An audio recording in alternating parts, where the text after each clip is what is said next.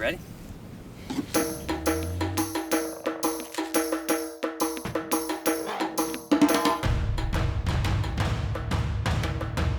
My name is Brian Barczyk. I'm no zoologist, just a guy with a passion for animals. You like my eyelashes? Do you like that? This is my first ever trip to the continent of Africa. On one hand, I have no idea what to expect, but on the other hand, hopes and expectations are running very high for some amazing encounters with people and animals in this beautiful country of South Africa.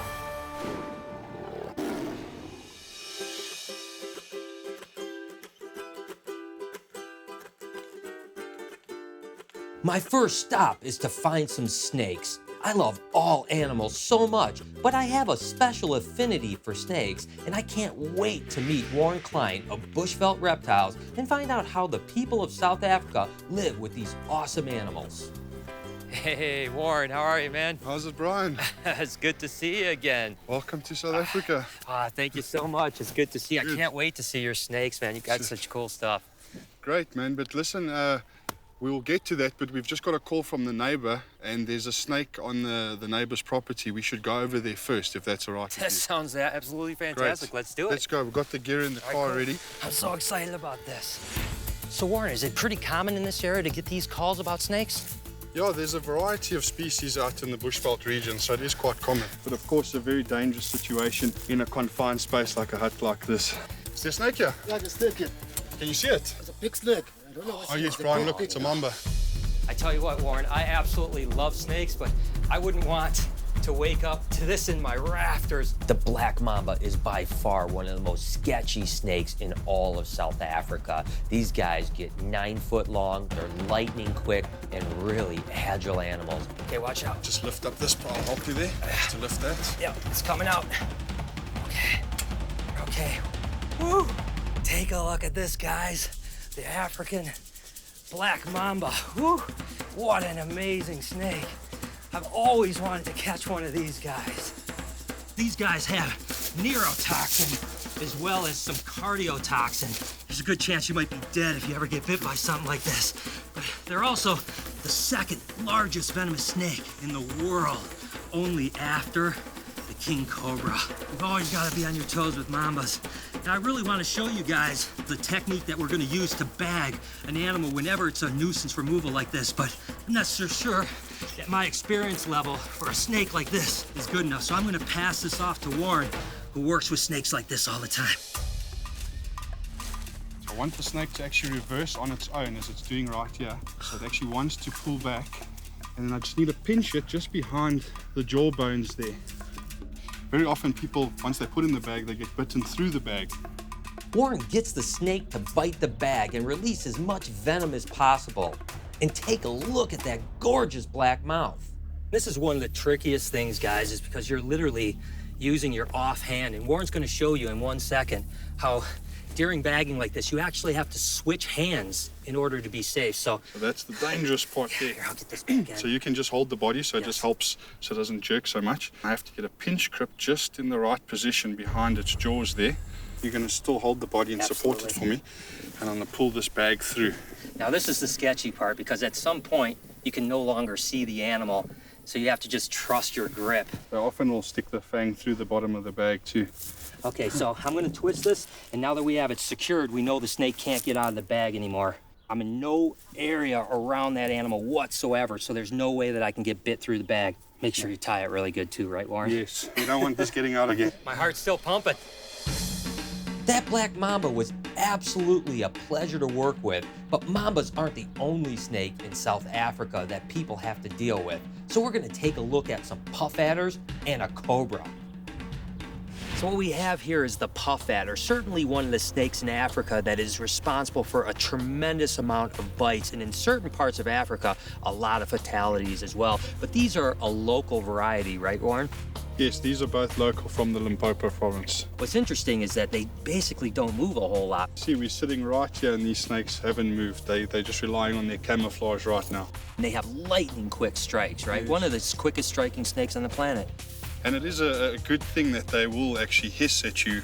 That's where they get their common name puff adder, because if they feel they're going to get trodden on, they will often puff up and hiss, and that's a good thing. Similar to a rattlesnake rattling its tail. Now, there's a handful of things that I think is so fascinating with puff adders. Number one, that kind of crazy movement, almost like caterpillar movement. These guys will literally crawl in a straight line rather than the normal, snake type thing. I wouldn't suggest anyone to do what we're going to do right now, but Warren, I know that you're a pro. I mean, is there any way that you can show us those teeth? But be very careful, I can do that, yes. All right. I'm actually just rolling the stick forward so I get a good grip, and I need my index finger on top of her head. I'll just position myself. You have to be so careful with the puff adder because they've got such long maneuverable fangs that they can twist, and they'll even stick a fang right through their bottom jaw. You can see I'm sort of pulling the skin slightly back on the top of the head, and that just gives a little bit more control, less mobility for them. Look at those fangs. Completely hollow, so these are long fangs able to get through the fur and feathers of the prey that they eat. To basically start the digestion process from inside, as well as their stomach juices from the outside. Oh my gosh, those are like little hypodermic needles of death. I mean, that's just unbelievable. They're still in the sheath of skin there, but you get an idea for the size of them, and look, we'll just squirted out venom there. Yeah. Now, the same thing with putting them down can be very dangerous. You have to feel which way they're turning, because it actually can spin around and bite the hand that was holding them. So you have to be prepared for that. Tell you what, Warren, that was pretty incredible. That is just, oh my gosh, can you imagine that? What a beautiful snake, too. And these guys kind of remind me a little bit of the Australian death adder, right? Is this like the African version of the death adder? Well, you could say that, but puff adders were doing it first. I reckon we can just leave these guys here. All right, let's get out of here. Let's get on their way. I got sprayed with some puff adder venom while Warren was handling it, but how cool would it be to meet a snake that spits venom on purpose? Check out this Mozambique spitting cobra. So Warren, one of the animals that is responsible for some bites here in this part of the country is the Mozambique spitting cobra, correct? That's right. Underneath here, we actually have one of these culprits, right? We have one waiting. The interesting thing about spitters is most snakes don't use their venom for defense, but spitters are the exception to the rule, where they will spit and use their venom for defense. Exactly, and this is what I want to do, is I want to actually showcase what that actually looks like. So, you ready to put some eye goggles on? Do that. All right, and I'm going to use this this piece of plastic here to kind of help shield me a little bit so we can hopefully get a really good spit. So, you ready to do this? Let's go for it. All right, ready? So as I move around, it's keying in right on my eyes, and it's gonna spit every time it wants to get me away from it. Now, what's interesting about this is you can see how far and how accurate that spit is. But look at this, now I've stopped, it completely isn't looking at me anymore. That's an amazing, amazingly intelligent snake. That is a lot of venom right there. Whew. You guys see this right here? This whole plate is just covered with venom. Just think, that would all be in my eyes if I didn't have eye protection in this shield. And I gotta be honest with you, my heart rate is up about 3 times normal level just getting that close and seeing that venom spit. Holy cow, now that was an awesome experience. I tell you, dude, I could spend every day of my life this way. This is just so awesome. Great, isn't it? I love Africa so much. I couldn't have asked for a better first day in South Africa, but we're just getting started. So there's so many interesting animal stories all over South Africa. Today I'm heading to Bambalela, which is a vervet monkey rehabilitation facility. Their mission statement is to take in orphaned or injured vervet monkeys, rehabilitate them, and eventually release them back into the wild. Let's go learn about some monkeys. Hey, how you guys doing? Hello. Hi, Brian. I'm Belinda. Hi, Belinda. Nice to meet you. Hey, Dean. That's awesome, Dean. Thank you guys for having me. I can't wait to see what you have in store for me. Yeah, you're welcome. Let's go show you all our monkeys. Sounds good. So, Dean, tell me what brought you to this wonderful monkey place. Just the passion for wildlife. I've always wanted to work with animals somewhere along the line. And you know what, now's my chance. Yeah. So what's the end goal? I mean, what are you trying to shoot for? I want to get my Fugasa, my field guide level 1, which is you take people on tours through the bush, teach them about the animals, educate them.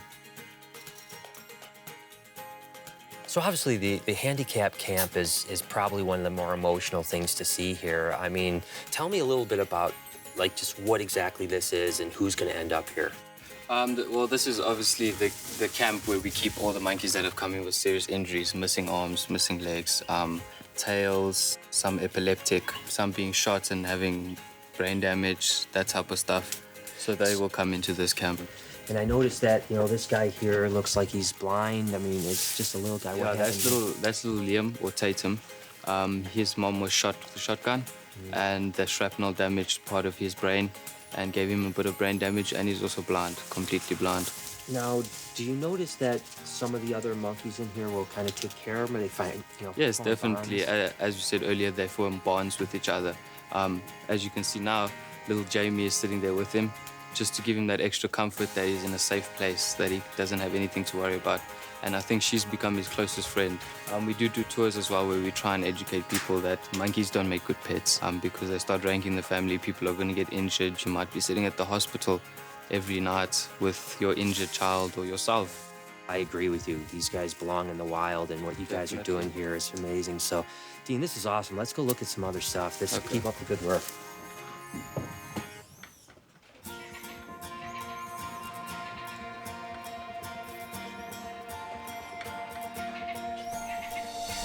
I tell you, it's really weird how life takes you on strange adventures. And here I am in Bambalela, just surrounded by a bunch of really cool little vervet monkeys.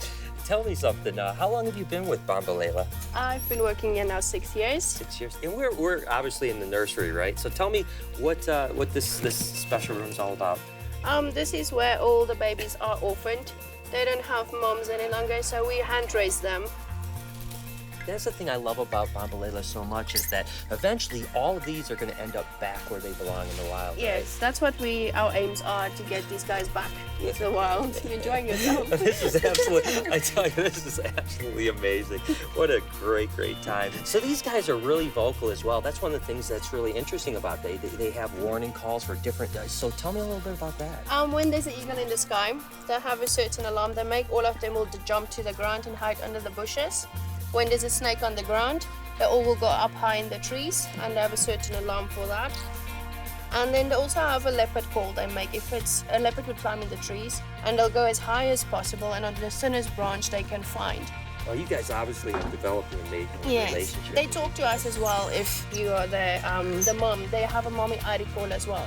So they'll call for that certain person. Bite my eyeball. It's your eyelashes. You like my eyelashes? Do you like that? Being around all these monkeys brought out the inner monkey in me, for sure. But none of this would be here if it weren't for the founder of Bambalela, Silke van Inern, who moved from Germany to South Africa with her late husband many years ago. How long have you been doing the vervet monkeys then? Vervet monkeys now from 2005, so it's not 10 years. 10 years, wow. How large is your area here? Oh, Bambalela is really small compared, South African-wise in size, but coming from Europe originally, this is huge. Yeah. It's almost 40 hectares. If one day I could own a couple mountains, I would be happy. That's why I said for me it's wow, but for here they don't classify it really as a big farm or. Well, it's still really great work that you're doing here, and do you have is there future plans for anything else, or is this it? I mean, are you happy with what you have now? I think I found my true calling, and that was when the vervet found me. Yeah. And that's what I like. It's my life. I dedicate it. It's not a job as such, because it's a lifestyle. It's a lifestyle. And I just love it. Before long, it was time to say goodbye to Bambalela. I could tell the crew didn't want to leave, and the monkeys had gotten used to us as well. That cheeky little booger, he didn't want to give the camera back. Silke, this has been amazing. Bambalela is a beautiful place. I can't thank you enough for showing me your world. This has been a great day. Thank you so much. My love of animals. Give me a hug, right? All right, thank you. We'll see you soon. Thank you. Bye. Bambalela certainly was not a disappointment. I sure am happy that they allowed me to come and play with those little cute monkeys. But there's so much more animal adventures ahead of us in South Africa.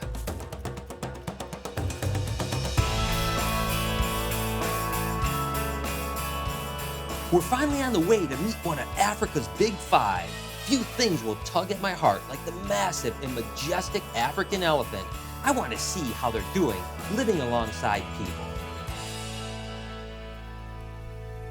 So Sean, we're here at Adventures with the Elephants. Tell me a little bit first about how this started. Brian, we got our first Ellies way back in 1988. They came from culling operations, and my dad wanted just to have them on our farm, and we landed up with them as pets, and that was how it all started. You were 7, so you Yeah. grew up around Ellies the whole Yeah. time. These are elephants that were going to be called because they're a little naughty. Others had actually done a lot of damage. They'd killed rhino, killed buffalo, turned over vehicles, so absolute problem animals. How do we solve that issue? Give them land. Give them land. They were here long before us, Yes. and we were overpopulating at an incredible rate of knots. We need to curb that and give them back their land and their space, and then we'll sort of stop that. Ellies they're such a highly intelligent animal, and that's one of the things that you guys do here is show the memory, the retention, the ability to think almost like we do. And touchdown! They seem to create a bond with the keepers as well. Yeah, the guys are feeding them during the night and looking after them at night time. So yeah, we have guys with them 24/7. Okay, ask her to jump. Big jump. Big one. That's not a big jump, Unity. Big jump. She can also dance. She likes R&B music, eh? Okay, ask her to dance. Let's dance. So I'm here with Musina, the 11-year-old female elephant that is absolutely gorgeous. And we're gonna give her a little bit of food. What a majestic animal. Trunk up. Trunk up, trunk up. Ah, yes. Look at that. Oh, what an amazing animal, huh? Whew. She is absolutely gorgeous.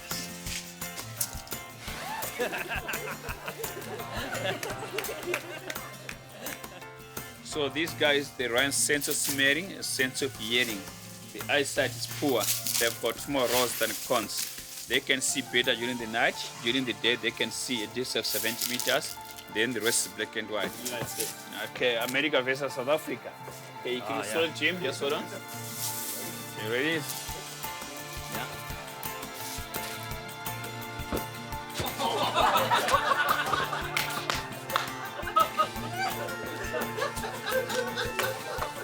All right, I'm gonna go. I'm scoring.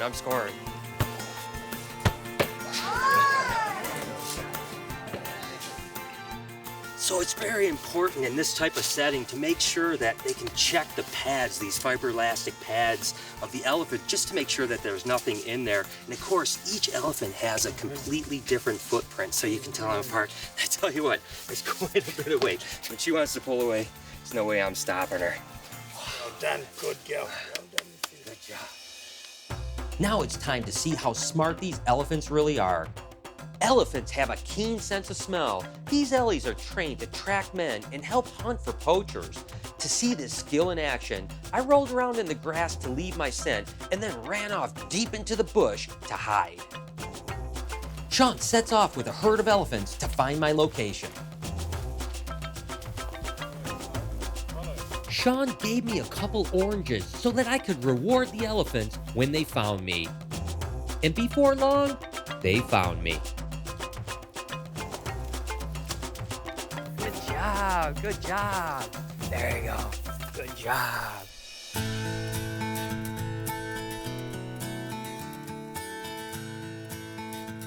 So Sean, Adventures with Elephants is an amazing, amazing thing. And the thing that I probably appreciate the most is the hands-on part of this place. I mean, as humans, we need to touch to love and feel. So I really appreciate that approach that you're bringing. No problem. I'm glad that we could reach out, and I think the Ellies actually did the touching to you. So hopefully you, walk away with a completely different understanding. I've got to imagine that anyone that comes here experiences it has to take away a new appreciation for these beautiful animals. Well, that's exactly it. I mean, you can look at one on TV, you can look at one in the national park, but until you've got up close and actually got to know an elephant, then you walk away with a completely mind blown. Yeah, and I'm pumped right now. They're becoming more and more rare as time goes on, correct? With all the poaching and things that are happening in the country or in Africa, they're actually now getting more and more tuskless elephant being born. And that's just a genetic that's going that way because of humans. Because of humans, yeah. The more tusk, the more ivory, the more potential for poaching. Absolutely. So, well, Sean, keep up the good work. I love it very here. Cool to meet you. Thank you so much.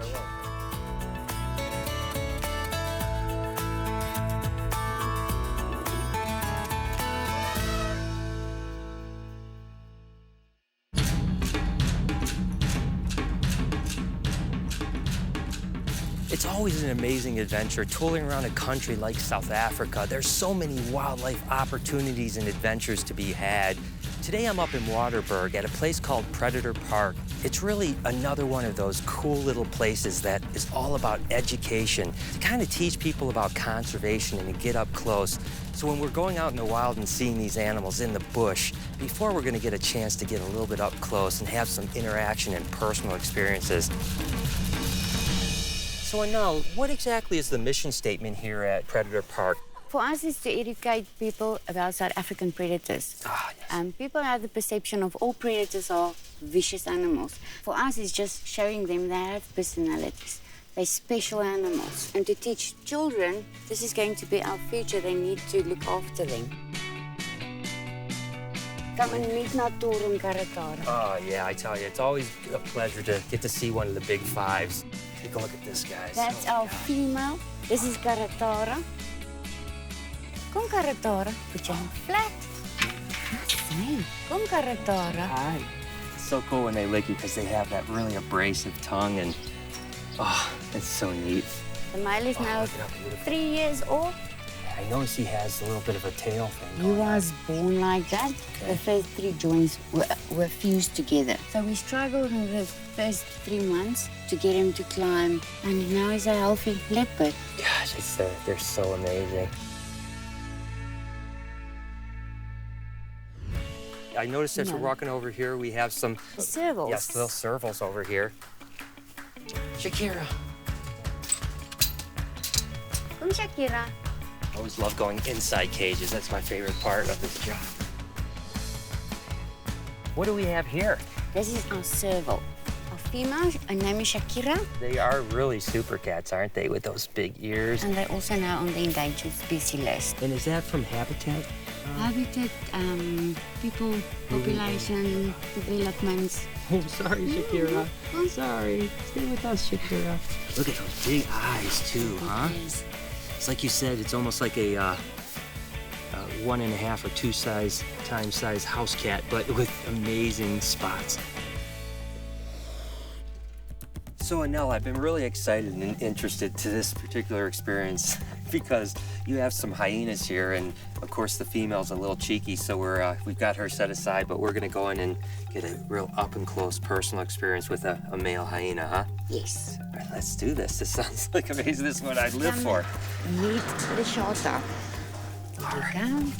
Oh, look at the female over here. She's so pretty. One of the things that's... Thanks, of course, Moses. Moses is joining us, the friendly otter. The hyenas are best friends. Yeah, they were raised together. Why was Lashorta raised with Moses, the otter? Moses was a rescued otter. Okay. So they brought him when he was a baby, and that was the time I had Lashorta. So they were both raised in the nursery, and that's why they became friends. People get the perception of it's a bad animal, and they are not. They're super friendly, they have personalities, and they're not stinky animals. There's 11 voice calls that they have. So with them, you have the one that they will come and talk to you, then you know it's a friendly one, and then they will smile. And then you get the aggressive one that you know when the tail is picking up, you know there's danger, and then start laughing when they attack. It's just so interesting to be inside a cage with these guys. They're so playful. There you go. There you are, Lashorta. How are you? Kisses. Hello. Hello. I've always loved hyenas, and it was such a playful little guy. But man, I tell you what, even the playful bites certainly did hurt. I can't imagine if this thing really wanted to bite me. I got you. Oh.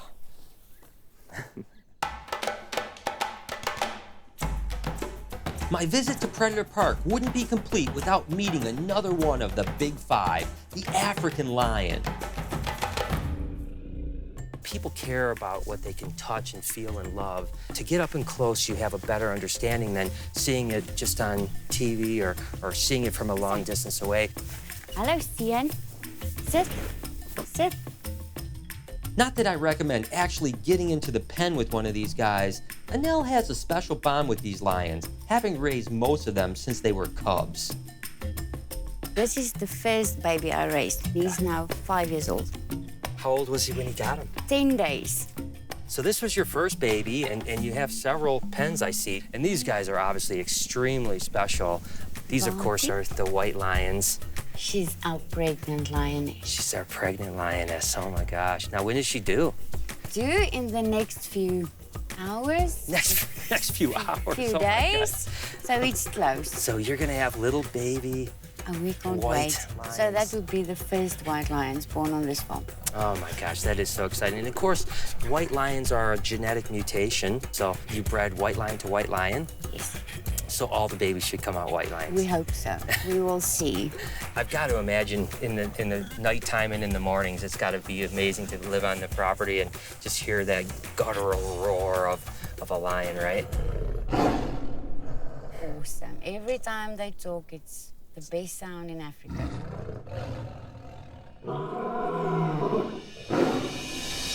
Anel, this was an amazing day. I can't thank you enough for having me out and just continue to do these amazing things you're doing with animals. Thank you for visiting us. Give me a hug. Thank you so much.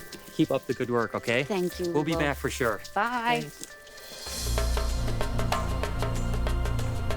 How awesome would it be to encounter two of the Big Five in the wild? That's just what happened next, and I couldn't believe it. We came up on a family of lions and a large herd of Cape buffalo.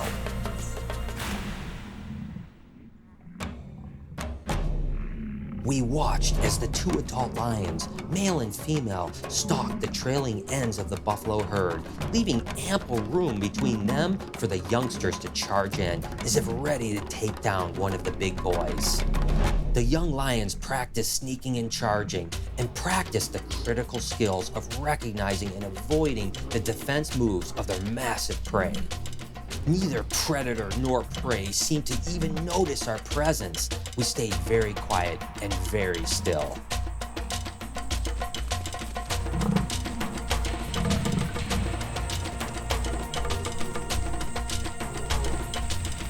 In the end, no kill was made. The herd moved on and the lions vanished into the tall grass. I felt beyond privileged to have witnessed such an intimate moment with the family of lions.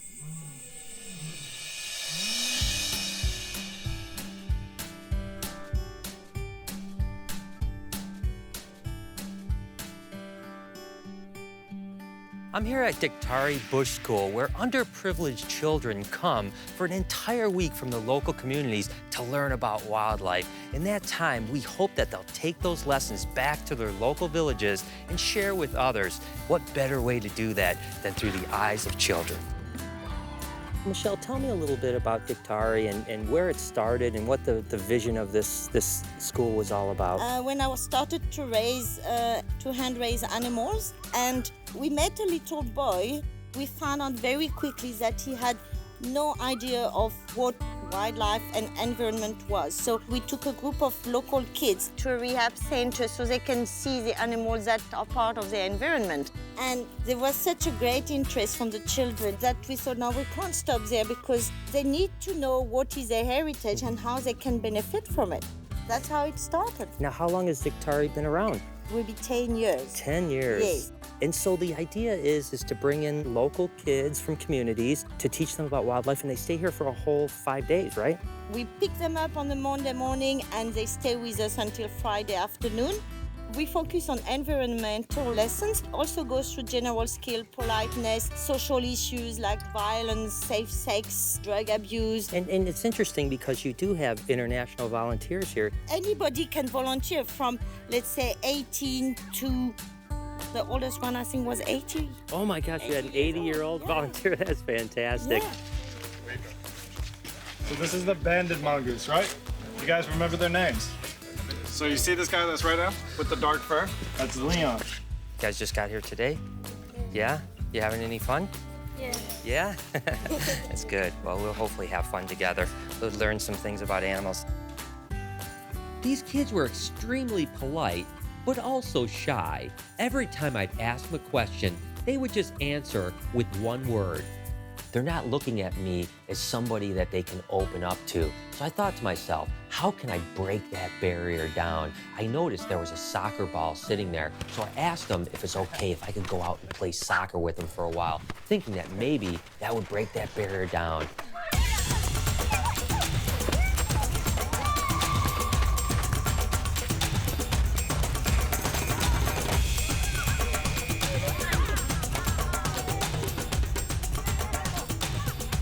Having a good time and they're laughing with me. This is exactly what we needed to break the ice. I'm going to play a little game with you guys. This is Lazarus, right? This is what they call a rock monitor. Where I come from, they call them white throat monitors. Okay, and Lazarus here is probably only about halfway grown, so he's going to get about twice the size of what he is right now. And of course, they have that really long tongue. And as you can see, you have to be a little careful with some of these lizards because they do have really strong jaws when they bite, but you don't have to be too careful if you handle them the right way and show them respect, okay? But you guys heard earlier that Lazarus makes a noise when he's defensive, right? And I want you to make the noise. I'm going to see who's louder, okay? All right, boys first, what sound? 1, 2, 3. Girls, 1, 2, 3. All girls win, I think. That's a slam dunk. Does anyone know what Lazarus eats in the wild?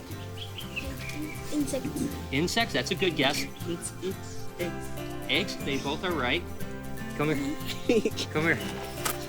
Okay, you ready? Come here, sit down next to me, okay? Watch. Now I'm gonna just do this. Put your hand out like this, right? And watch this. See? Like that. There you go. See what I'm saying? So what you're doing is you're trying not to let Lazarus think that you're gonna hurt him whatsoever. That doesn't mean you should do this with wild animals whatsoever. This can be dangerous, but as long as you respect them, like an animal like Lazarus doesn't have to be feared whatsoever. He's really cool, isn't he? Isn't it neat? See? And hey guys, I want you guys to give a big round of applause. Clap your hands for Steven for being so brave.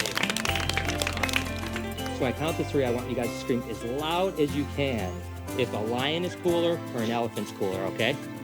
You ready for this? 1, 2, 3. You guys did a great job. I'm gonna take Lazarus with us, okay? All right. It's okay. There you go. You get to touch him. You want to touch him? It's rough, isn't it? Okay, let's put Lazarus back, okay, guys? Bye, Lazarus. All right, guys, we'll see you next time. You learned a lot about wildlife, all right? Okay? Yeah. All right. Okay. Yeah.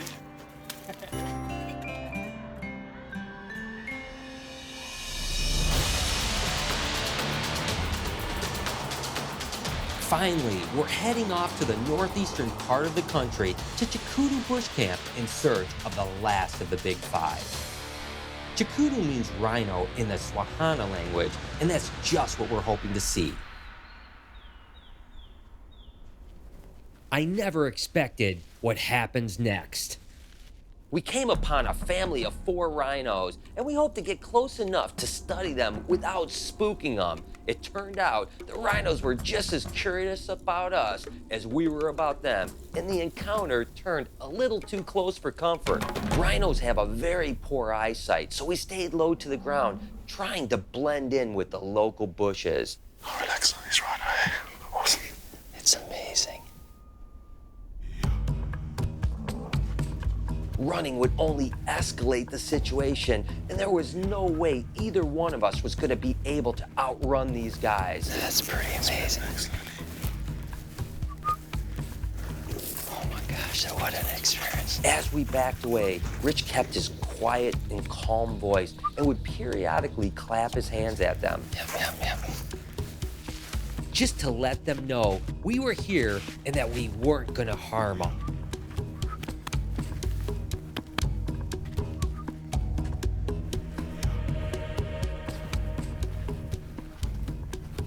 The technique worked beautifully, and we were able to walk away with no more than a few extra gray hairs.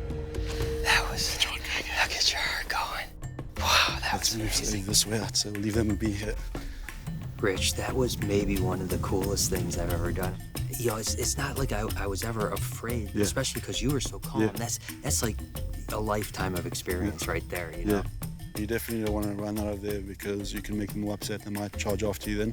Give it space, and now they can see they're just relaxed again. You don't have to be the fastest. So I was behind you, but in this case, I didn't feel all that comfortable because I knew they'd go right through you to me. Right through both of us, yeah. Rich, well, you did an amazing job, and this was something I'll talk about the rest of my life. That's special. I mean, to get that close, it's an opportunity. A wild rhino, that close. Oh my God, that was awesome. After this incredible experience of looking at rhinos in the wild, I received some upsetting news. So we're heading onto a property right now for a pretty emotional mission. One of the main reasons I came to South Africa was to really highlight the concerns that I'm having for wildlife here. And there's no bigger concern than rhino poaching. We're about to see a carcass from a rhino that was poached about a week ago. These magnificent animals are disappearing at an alarming rate. The western black rhino was already declared extinct, and the remaining species are in grave danger for no other reason than a status symbol or their supposed magical powers of their horns. We've lost 5 rhino in the last 6 days. 5 rhino in the last 6 days. 5 rhino in a week, basically. Right. And it's just getting worse and worse. Some places like Jakudu are attempting to curb poaching by shaving off the horns before the animals can be killed. This is an expensive and dangerous task that must be repeated as the horns grow back. While tricks like this are helping combat local poaching, the beautiful and unique animals that the rhinos are still at risk of complete annihilation. In this area, 8 years ago, we had about 300 rhino. Today, there's less than 50.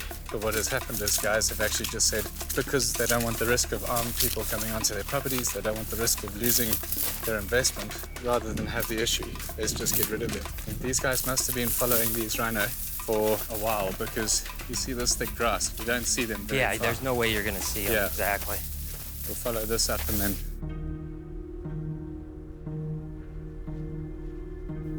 So there she is. Oh my gosh.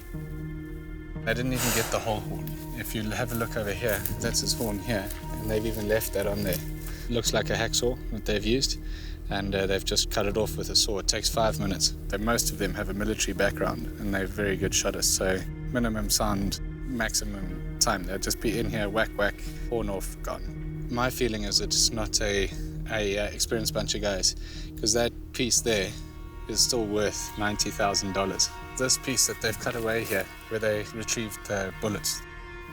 I don't even know what to say. I mean, I'm so freaking choked up right now that an animal that's this amazing can lose its life for something that's so silly, that doesn't do any good for anybody. And to think that, we're seeing the rates of these animals getting taken out higher and higher, several hundred a year, Sean, what do we do from here, man? What's the answers? Take it to China and tell them that this is rubbish. Your panda bears, we don't come poaching your panda bears, leave our rhino alone, So we're trying to raise funds for aerial surveillance so we can put 2 guys up and then fly around during the day and the night, see if anything is happening on the properties. And that's what we need to get, man. We need to get the right funds in the right people's hands so that they can stop this senseless slaughter of a beautiful species. And her calf died. They shot her calf through the leg and there was no ways they could save that calf, so they had to put it down.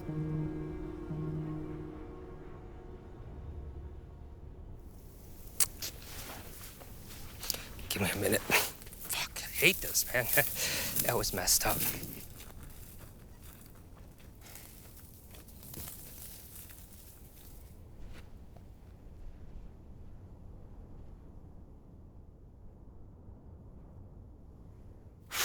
Sorry, guys.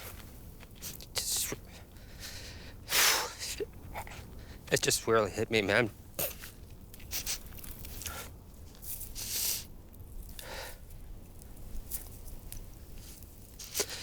I can't even express how just utterly hopeless I felt about that, you know?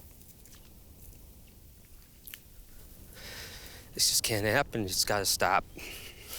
It's ridiculous. Okay, all right, let's get out of here. Chikudu is a magical place, and I wish there was more time to take in all of its beauty. I take full advantage of the time left to walk with Rich again and hang out with one of the area's most famous residents, a cheetah named Ntumbi.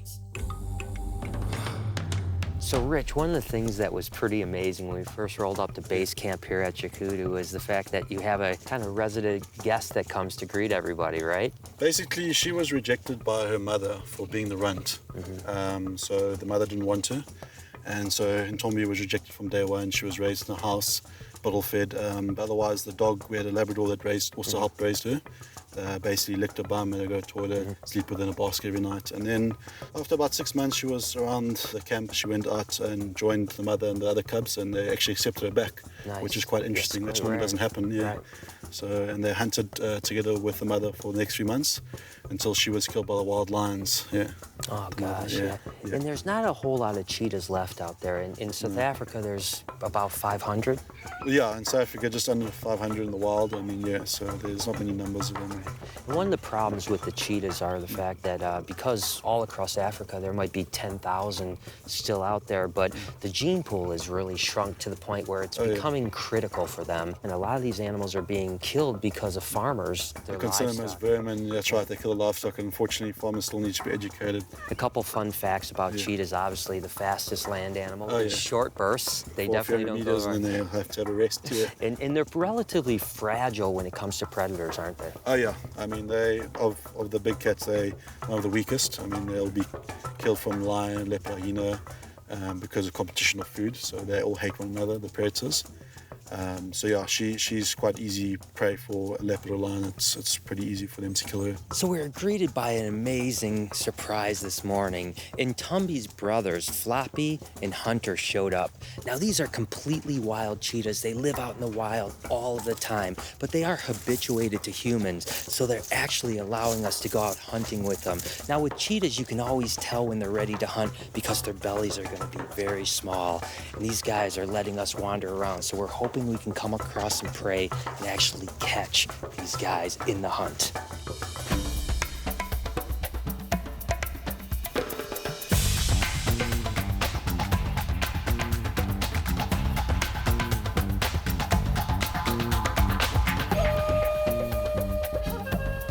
Just when I think it's gonna be a fruitless hunt, an impala runs across the way, and Hunter and Floppy take off like the wind. It was the most amazing thing I've ever seen.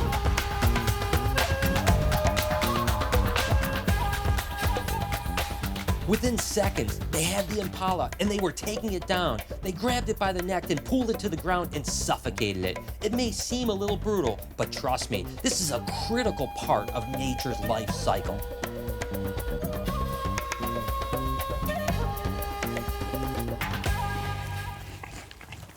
So we've been hunting all morning with these two male cheetahs. We kind of were tracking through the woods and we came across a group of impala. And within seconds, you could just hear the rumble. We came running over here and they made the kill. It was amazing how fast it happened. By the time we could get over, they were already on top of it. And the impala was already dead. I can tell you, nature can sometimes be pretty brutal. But this is survival right here. And there won't be many opportunities when you can get within a meter of a kill with a couple wild cheetahs like this. And what's amazing is that cheetah, they have such a high metabolism that this may seem like an enormous meal for these guys, but within a very short period of time, they'll devour this entire carcass. Their bellies will be completely full. Within a few days, they'll be ready for another hunt. I've seen a lot of crazy things in my life, but when I set out on this journey to South Africa, not in my wildest dreams would I ever imagine that I'd be within an arm's length of a couple wild cheetah having a feast on an impala. These are true amazing stealthy predators. I'm surprised I'm not freaking out right now.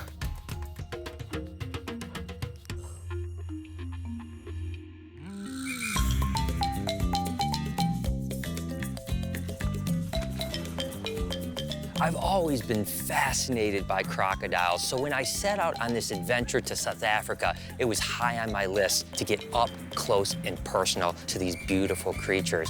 This is a 3-month-old Nile crocodile, and just imagine, this thing is gonna get 2,000 to 3,000 times its size, and it's gonna live over 100 years. We're heading down to Bengola, to the Jozini Dam, one of the most biodiverse places in South Africa. And because of that, there's a tremendous amount of research going on. And today, I'll meet up with one of those researchers to get up and close with some monster, real wild crocodiles. So how many crocodiles are we seeing in this dam right here about? Just in this inlet section alone, we're getting counts of 230 crocodiles. Exactly what are we trying to do once we capture them? So once we capture the crocodile, we want to fit them with ear tags onto the tail. It allows us easy identification for capture mark, recapture analysis.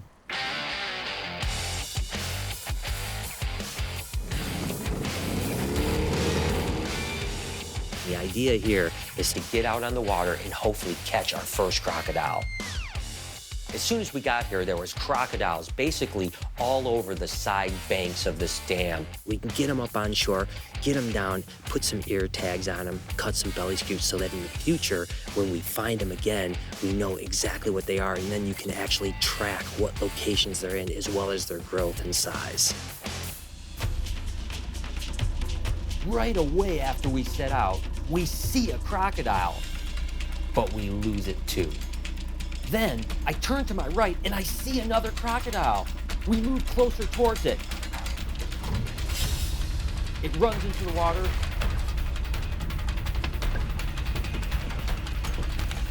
And we lose that one too.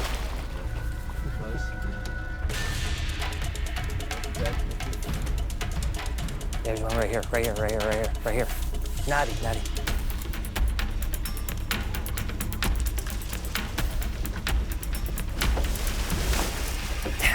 Frustrating. Now I know I don't go fishing. We've been going around seeing all these small ones, maybe 2.5 meters long. They've just been too fast. We cannot catch them.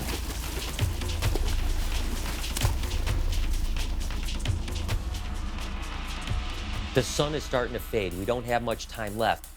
Fortunately, across the way on the bank, we see one of the dominant bull crocodiles. This is one of the biggest crocs in the entire dam. Mark knows it well, and he said that it's typically not shy. So this might be my opportunity to finally get a crocodile.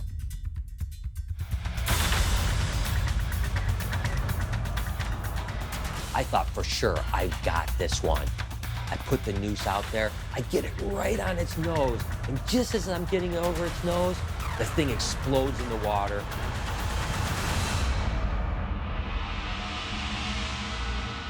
I'm just crushed.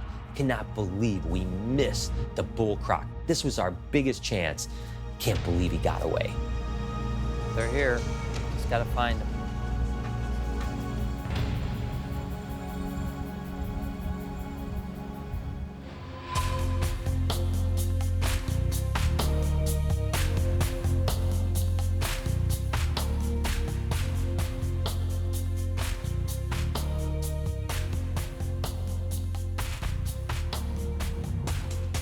I had a pretty sleepless night. All I thought about was that last opportunity to catch that dominant bull croc. That was the one that got away, and I'm gonna get it today. There it is, we finally spotted him. My heart's beating. We've gotta get it this time.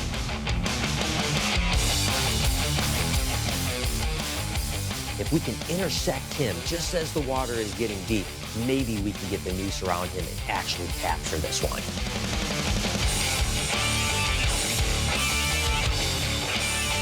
He just starts death rolling. It's complete mayhem. It's crazy, but I'm thinking, don't let the croc get away. Don't let the croc get away.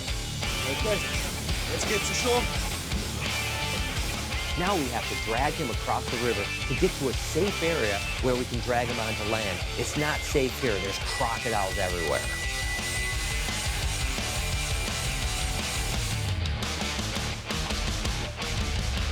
Yeah. Ready? Come on, ready. Right.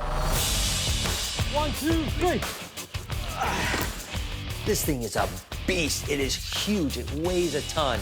I don't want to hurt the animal, but we got to get him on. We got to get him secured so that he doesn't hurt himself. Then we can take the measurements, the scute samples, and tag this guy and get him back into the water.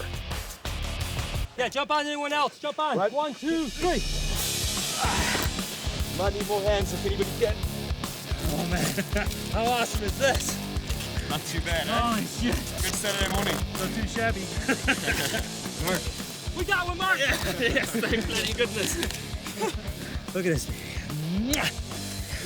You're good. You're a good boy.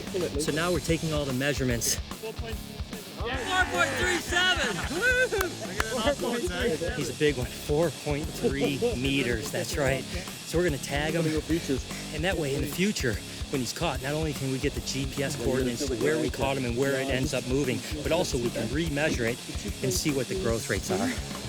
These two, we don't do anything on it. Okay. They're basically 0. So we're gonna put a tag through there. Now what we're gonna do is we're gonna drill 3 holes just to secure that cattle tag. So here we go.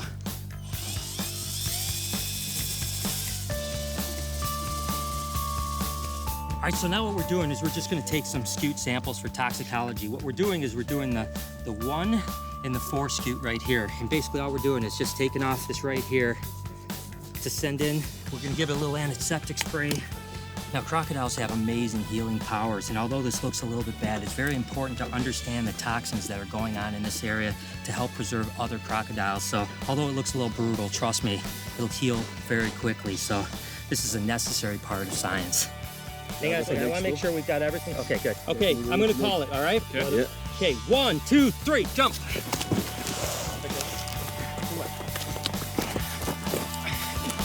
Hang on. Come on.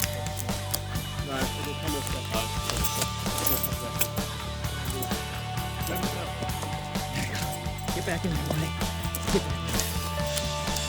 You got it.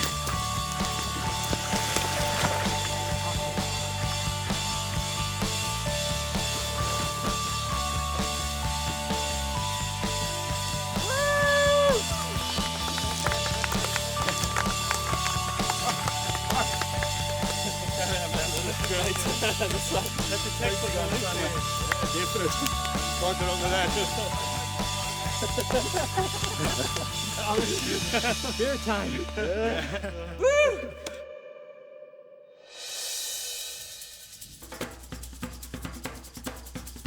Part of my trip to Africa is not only to experience amazing wildlife, but also get to see the culture. So we head deep into Ndumu, and we meet up with a Zulu tribe that are willing to perform an ancient Zulu dance. This story is about their battles with the French and how their ancestors prepared for war.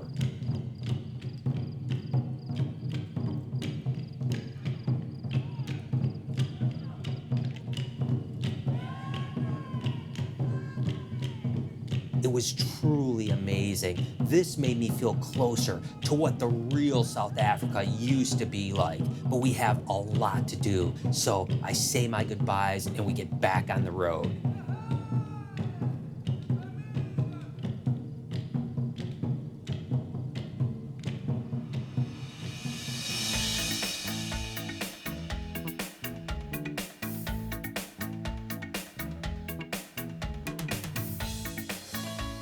I couldn't pass up the opportunity to stop at one of these roadside souvenir shops. These are true African handmade souvenirs. This look like him? Like this man. Yes. Okay, I'll buy this for him. No problem. Yes. Okay, we'll Yes. set this one aside. For you? Yes, we'll set this aside, but we'll buy more too. Okay. Of course, they're going after people like me, but the mamas that were selling them sure were full of energy and invited me in for a little fun and a little dancing. Come.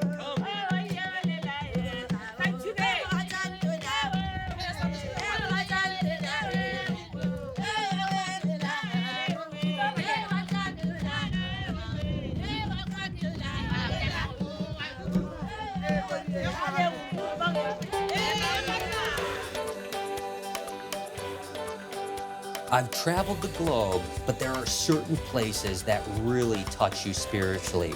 My trip to South Africa was certainly one of those experiences. The wildlife I met, the people I encountered, the way culture embraces their animals. This land is truly something that I'll never get out of my skin. There's a saying that says once you touch your foot on the continent of Africa, you can never get the dust off your shoes, and I can't agree with that more.